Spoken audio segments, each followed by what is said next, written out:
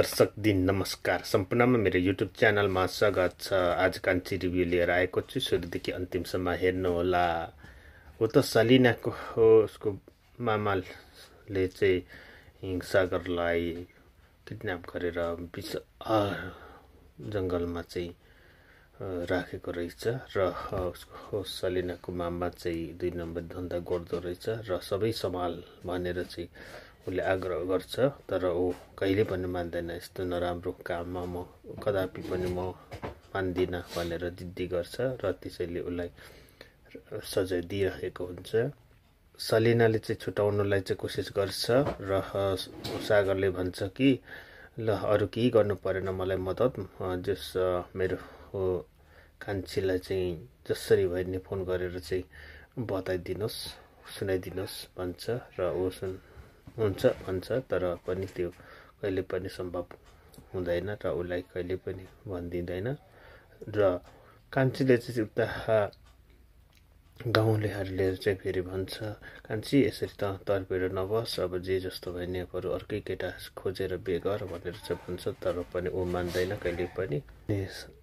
त्यसो भनिसकेपछि चाहिँ ऊ सपनामा खोज्दै जान्छन् र सबै ठाउँ पनि नभेटेपछि अब गलिसकेपछि चाहिँ ऊ बेहोस भएर चाहिँ बाहिर लड्छ र उसको दाइ र उसको दाइ र उसको देवरले चाहिँ घरभित्र लगेर चाहिँ मजाले ओछ्यानतिर सुताइरहेको हुन्छ। सुताउँदाखेरि चाहिँ उसले सपना देख्छ कि पहिलो जङ्गलमा घनास जङ्गलमा घाँस दाउरा गरेको हो सपनाहरू देख्छ र उनीहरू कुरा गरिरहेको हुन्छ।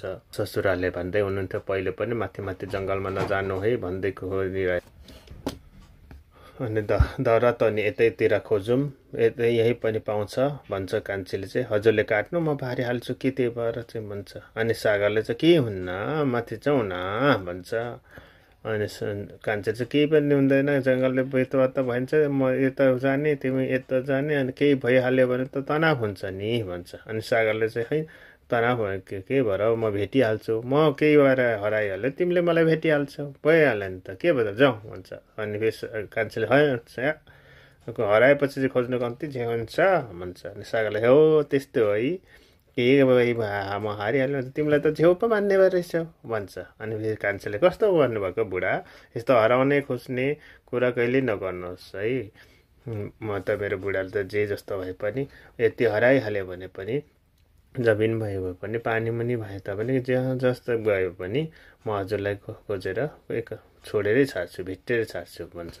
अनि सागरले चाहिँ त्यस्तो हो, ल त्यसो भने हामी चाहिँ लुकामारी खेलौँ, ल म हराउँछु तिमी मलाई भेटाउन है त भन्छ। अनि फेरि कान्छीले चाहिँ होइन कस्तो कुरा गरेको हो, हामी त लुकामारी खेले होइन दाउरा खोज्नु आएको, त्यो हराउने कुरा नगर्नुहोस् न, बच्चा जस्तो कुरा गर्नुहुन्छ भन्छ। अनि बुढा म त मनै पर्दैन, चुप्प गरेर दाउरा खोजौँ त, म यतै छ अलिअलि यतै खोजौँ अनि भारी हाल्छु भन्छ। अनि ल है त एकछिन आँखा चिम्मा गर त म लुक्छु भन्छ। अनि बच्चा जस्तो कस्तो गर्नुभएको हो भन्छ कान्छीले। अनि हामी बच्चा जस्तो बच्चाको आमा जस्तो।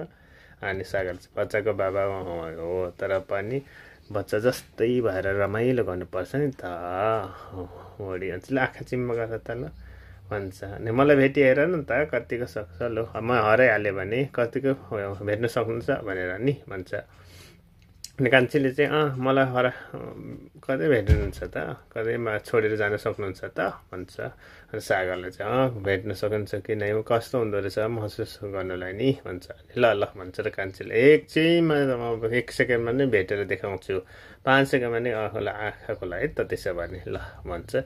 अनि लु भन्छ। अनि सागरले चाहिँ 1 2 भन्दै ऊ चाहिँ भाग्छ, लुक्छ र त्यतिकै 5 लु भेटा हो भन्छ। अनि त्यहाँदेखि कान्छी चाहिँ त मेरो बुढाको ताल पनि हेर्दा देख्दा पनि अचम्म छ, कहाँ चाहिँ जाने भयो होला भन्दै ऊ चाहिँ खोज्नु थाल्छ, हेर्छ र केही पनि देख्दैन र छक्क पर्छ र त्यो सपनामा देखेको हुन्छ त्यसरी। अनि बुढा भनेर कराउँछ। अनि उसको देवर र उसको दाइ चाहिँ के भयो कान्छी भन्छ। अनि जङ्गलमा, उहाँ त जङ्गलमा, तपाईँको ज्वाइँ त जङ्गलमा भन्छ। अनि फेरि उसको देवरले चाहिँ दाइ जङ्गलमा भनेर सम्झिन्छ।